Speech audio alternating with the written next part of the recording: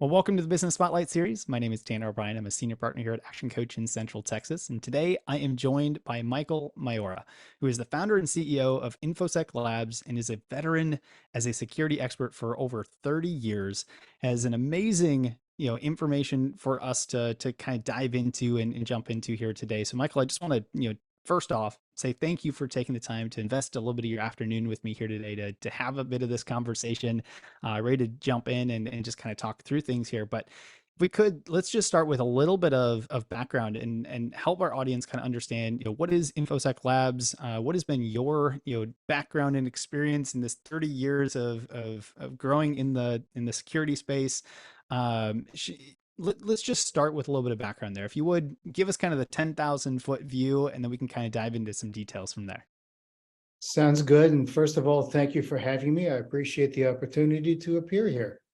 I founded InfoSec Labs a long time ago. In fact, it was the first security advisory firm. There were no others when we formed InfoSec Labs. We ran it and grew it for a decade before we joined forces with another company and then moved on.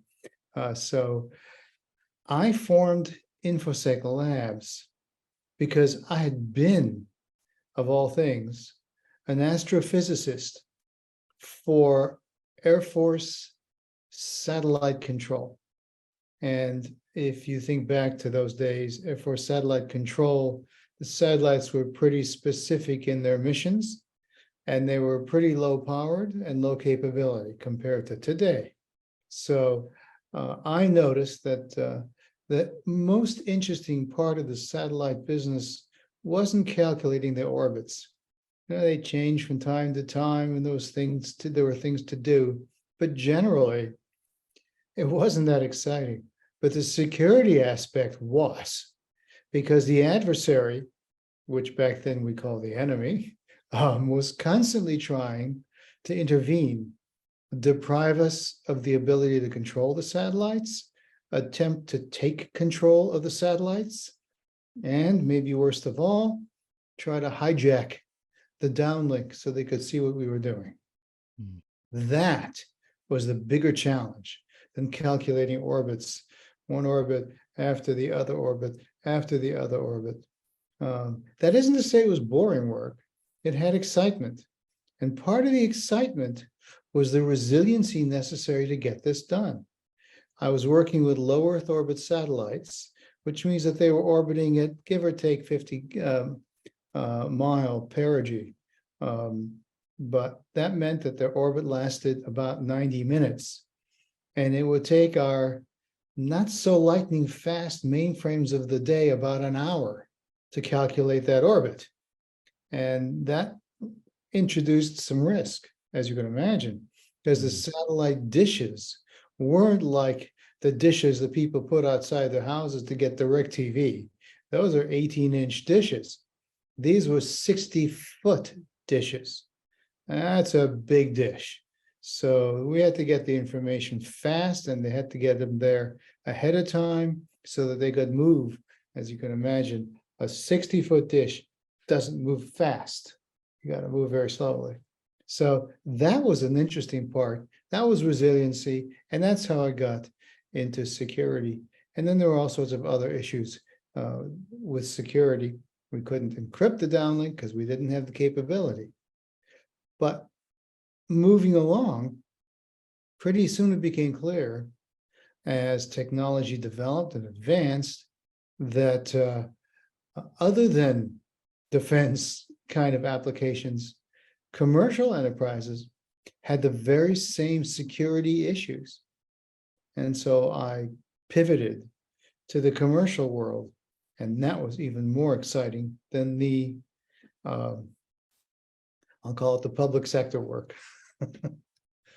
So that's how InfoSec Labs was launched. And yeah, I worked for a few other companies, some of whom don't exist anymore.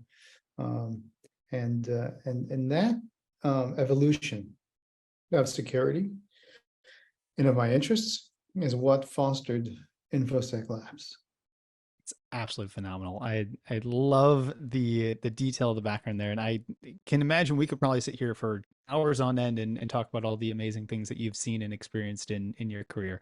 But as you making this transition to kind of the commercial application, and over the past 20, 30 years, how is the industry changed over this time, and kind of what does it look like today for the clients that you all would work with? So 30 years ago was the 90s, if I did my arithmetic correctly. In the 90s, if you went to a company and said you need to worry about security, they'd say, why? Because security wasn't top of mind to just about anybody outside the government. And even inside the government, okay, I know we need it. We'll get to it. So compare that with today. You tell people you need security, and they say, I know we need security. What do we need in particular? Because they've probably already got numerous tools installed, some of which work, some of which work together, some of which don't work together, and some of which just don't work.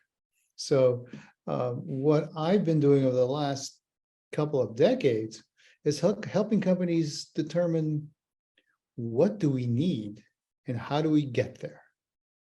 And that's a question with two kinds of answers. The first kind of answer is a strategic answer. Now, these days we have a CISO, Chief Information Security Officer. 20 years ago, there was no such thing.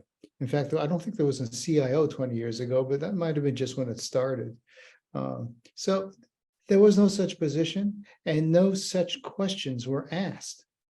Today, they're very much everybody's top of mind. So the strategic question is what a CISO does. And one of the things InfoSec Labs does, here comes the shameful plug, or shameless plug, we offer virtual CISO services so that if you are a smaller company or even a mid-sized company, and you either don't have the budget or don't want to spend the budget on a full-time CISO, you can come to us and we will do it on a fractional basis and get you what you need. And that's the strategic consulting. We'll build a roadmap, we'll help you do a maturity assessment, and a few other things that will put you in a position to know what you need, and then know what you don't have that you need. Kind of flip sides of the same question. The second thing is advisory. That's tactical, not strategic. So our security advisory services are tactical services. So you know you need to protect your endpoint. What do you need to do? We'll help you figure out which is the best solution. Is it CrowdStrike or Cybereason or Sentinel or something else? Are you a Windows shop, or are you primarily a Linux shop? Because that makes a big difference. So there's a tool called Valley Cyber. I'm an advisor to that company, and they did something really interesting. They have an endpoint product that's strictly for Linux. They like to talk about Linux security finally done right. And a dedicated product that works only on Linux can take advantage of the kind of capabilities that Linux has that Windows does not have. So that's the tactical. Once you've got the strategic lined up, you move on to the tactical. I love that. So when you look at the clients that you tend to work with most frequently, I always like to ask the question, kind of who do you serve? And I think you've kind of partially answered that here so far. But I like to frame it in the context. If I'm watching this video later on and I'm sitting in the audience, how do I know that I'd be a good fit for the services that y'all provide, or I might know somebody in my network that would be a really good fit for your services? Kind of how would you answer or define that for them? We do not focus on any specific vertical. So we work with healthcare, we work with financials, we work with manufacturing, we work with pharma and others. We don't focus on any one vertical. We also don't restrict ourselves to companies of a particular size. Some of our companies, clients, are huge: American Express, Wells Fargo, and so on. Very big companies. Some of them are pretty small. They're small. They are sometimes less than 3,000 people, sometimes less than 1,000 people, and they still have security needs, but their budget is very small. And so we can work with all sizes of companies and tailor fit the project to their budget. That's what we do. We help them determine their budget needs and work with them to meet those needs in a predictable way. So one of the things I like to do is give companies the option to do a fixed price project. So let me guesstimate how much it's going to take, and give you a price, and we'll stick to that price. If it takes us longer than we expect, okay, that's bad for us. We don't make as much money. If it takes less time than we expect, well, that's good for both of us. It's good for us because it costs us less to deliver, and it's good for you, the client, because you get it done faster. Mm. So we don't have a particular market niche that we go after, at least not for security. We do have another service I didn't mention. It's our go-to-market consulting, where we have early stage security companies determine how best to promulgate their message, how best to present what they've got. I learned this the hard way because I work some VCs, and the VCs, the well-known VCs, they'd fly me up to Palo Alto. At the time I was living in Los Angeles, so it's fly up, it's an hour flight, and they'd say, okay, here are 5 companies. And they tell me who they are in advance. I do a little research, and then each of these 5 companies were given 20 minutes to impress me. And there are a couple of us in the room, not just me. And each time, I think almost without exception, the first comment I'd make was, you have a very nice presentation, but it didn't tell me anything. You talked about your toys and your shiny new features and all that, but you didn't tell me what good does it do for me. I need a value proposition. If I'm going to spend X dollars on your tool, well, what's the benefit? So one of the things we do with our go-to-market consulting is help companies hone that message so it makes sense to the buyer. That's fantastic. So I've got to ask on, you mentioned being one of the first kind of security advisory firms that that was ever started. When we look at kind of the landscape today, what does competition look like for your business today? Are there a lot of other businesses out there doing this or similar services to y'all? Kind of what sets y'all apart outside of the longevity in the market? Kind of what does that look like today versus 20, 30 years ago? Well, today, every Tom, Dick, and Harry wants to be a security consultant because it's in the news all the time. And lots of people do security consulting, even when they don't really know that much about security. But to be fair, there are a lot of people who are security experts and offer good services. And I frankly, one of the things I'd like to do is partner with my competitors. So some of my competitors make my best partners. So we do that. We partner with companies. If they can do a good job, I'd rather work with them than against them. Mm. That's very different today from how it was 30 some odd years ago when we first founded InfoSec Labs. We were the first. There was no competition when we started. Our biggest headache was explaining to people why they should worry about security. Today, I don't need to do that. Today, I need to say, well, you should work with InfoSec Labs because we're the original, because we're the best, and blah, blah, blah. I can give you all the things that we do well, our experience, our client base, and so on. So it's very different today. Lots of competition, whereas 30 years ago, there was very little competition. So I kind of want to jump on that, the 30 years ago having to really articulate the reasons why it's important to even discuss this topic. As we fast forward to today, and it's a little bit more, say, commonplace or common knowledge that there's at least a need out there for it. What is kind of one thing that you wish more people knew or more businesses knew about the security industry overall? Well, I'd like people to understand that security, and I say this partially tongue in cheek, security is not magic. It's not like, oh, here's the magic bullet. buy this tool and you're good. That's not how it works.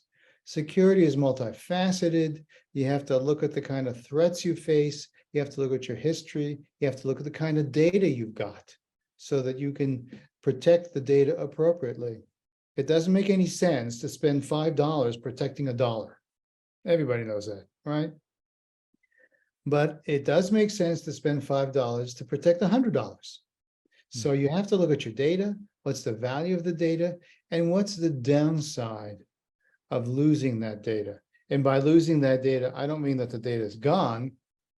I mean that the data has been compromised and somebody who shouldn't have it now has it. And that's something of a big deal. Now, I like to tell, I do some mentoring work myself, and I work with CISOs who are maybe a little newer to presenting to their boards of directors or the board of directors than I have. I mean, I have a lot of experience doing that. And I tell these people, avoid FUD, fear, uncertainty, and doubt. Don't just throw out a bunch of stuff and tell people, you gotta worry about this. It doesn't do anything. But even more importantly, speak the language of business, not technology, and speak it knowledgeably.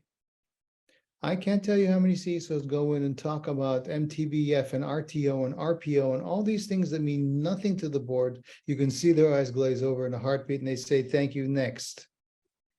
So that's one thing I like to teach people. Learn language of business. In fact, I gave a presentation yesterday at the ISACA Digital Trust conference, or 2 days ago, at the ISACA Digital Trust conference. And one of the points I made was, and I had an audience full of security people, I said, go read some business books. You read security books all day long. You know the jargon. Read business books so you can learn what that jargon is about, and then use that jargon and translate your technical jargon into that. And that should do pretty well. And the other thing I tell them is, don't talk about how a breach will hurt the company's revenue and stock price and reputation. Don't do that because it isn't true. Think of all the companies that have had, well, some of them have had very serious breaches. I don't want to go through a litany of companies, but you can think of some of them and they've had huge breaches. How's the stock doing these days? Well, probably cratered for a month or two, but then it recovered. The reputation suffered, but then after some number of months, it came back and it was wonderful. So there's no long-lasting effect, no stock dip, no reputational damage that's long-term. There are occasionally examples that are different. Recently, there was one company and the CIO was sentenced to jail because they did something that was so egregious. Note, it wasn't the CISO, it was his boss, the CIO. But it turned out to be a suspended sentence, not the biggest of deals in the world. And that's very, very rare. So don't talk to the board about how you're going to go to jail. You're going to lose your business. You're going to have a terrible reputation. Nobody will want to do business with you. How many people still go to Target? I mean, they had a huge breach. Does that stop anybody from using the credit card at Target? I doubt it. Sure doesn't stop me. So it's something to bear in mind. If you're going to talk to the board, make it something that they can understand and that's a legitimate concern for your business in your environment with your business goals. Yeah, that is really a phenomenal segue into kind of the, I'd like to ask just a couple questions around marketing.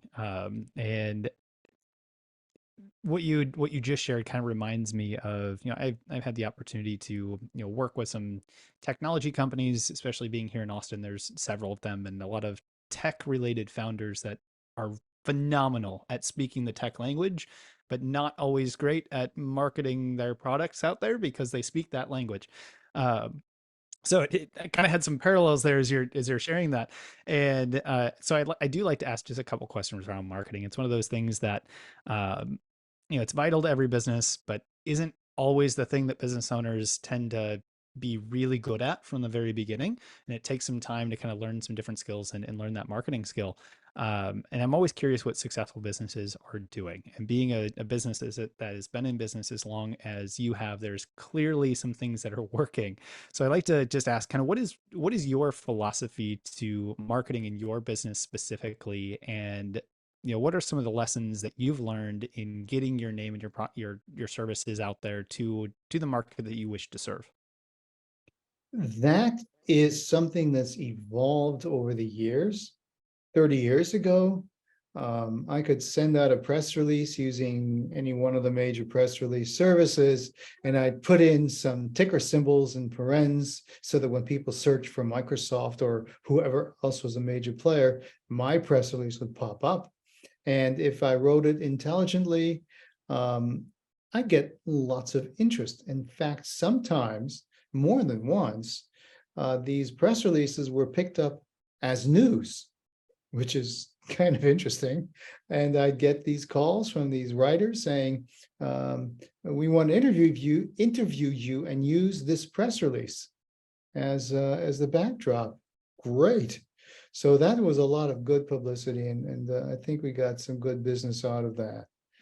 The other thing that we used to do and still do is speak at conferences. So I mentioned that a couple of days ago I spoke at ISACA's what's called Digital Trust. They just changed the name, but it's not called Digital Trust Conference. I don't remember if that's exactly right. And it was amazing. There were 200 people in the audience, and it was a virtual conference. So when you go on site and have a real conference, well, not virtual, then you get even more participants and people come up and ask you questions. And I've done that for years, and I don't ever go to a conference without walking away with some business cards that turn into business. Of course, these days nobody carries business cards anymore, but we do a Isn't that LinkedIn, the and that works just as well. Oh, that's fantastic. There are some very, time-tested things that especially in service-based businesses, really work well. Kind of speaking engagements, conferences, things like that have always been a really good one. So it's exciting to see that that's still been something that's worked for y'all as well. Mhm. And I do want to be respectful of the time that we have here today, Michael. I know we could probably be sitting here and have a 2 hour conversation on the amazing knowledge that we could pull out here. But before we kind of jump into some of these rapid fire questions as we start to wrap up today, I kind of want to ask around what comes next. As you've had an amazing time building this business so far. As you look forward to the next 3 to 5 years, um, where do you go from here? What does the business look like? What does your role within it look like? Where are you headed? What's exciting to you as you look onto the horizon? Partnerships and alliances. That's what I want. I want to work with other companies that are in a security field or related field, help them, have them help me, of course, and have a lot of fun doing that, fun and profit, so to speak. That's what I'm looking forward to. I've already built and sold 2 companies. Both were sold to NASDAQ companies. And so um, I'm not looking to achieve that necessarily. If it happens, it happens. But I really want to work with other security companies. I want to help them. I want them to help me.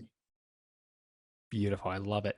So as we wrap up, I've got a couple rapid fire questions that I'd love to kind of go through. They're just kind of fun little wisdom nuggets, things like that for the audience.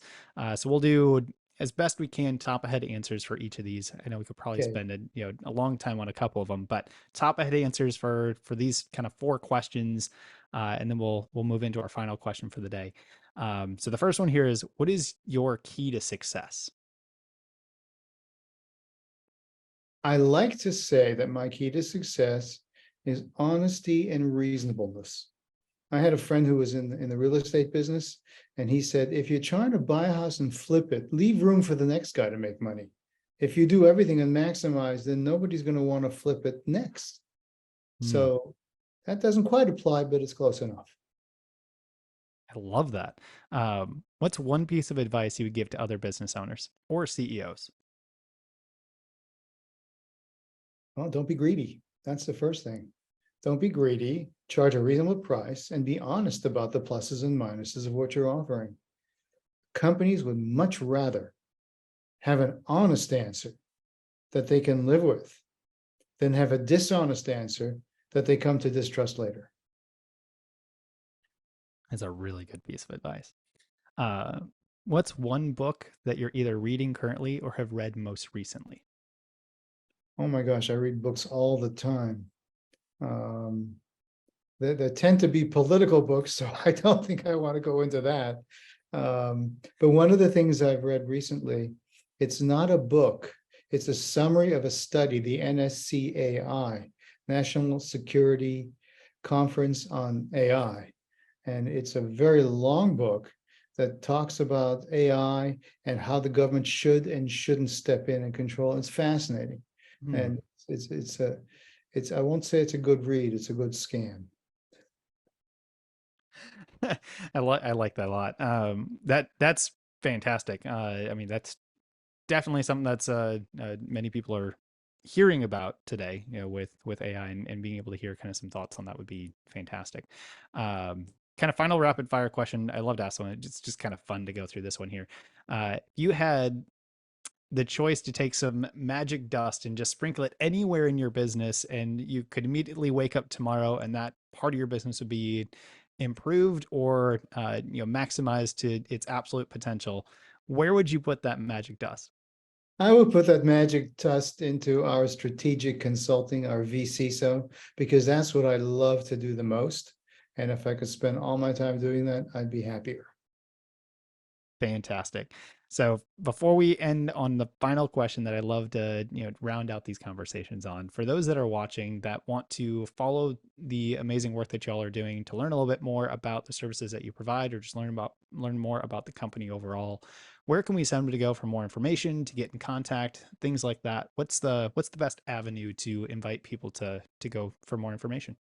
Well, they can send me an email and I'll give you the email in a second, or they can go to the website and I'll tell you what that is in a second and leave a comment. The email is my first name dot my last name, Michael.Miora at infoseclabs.com.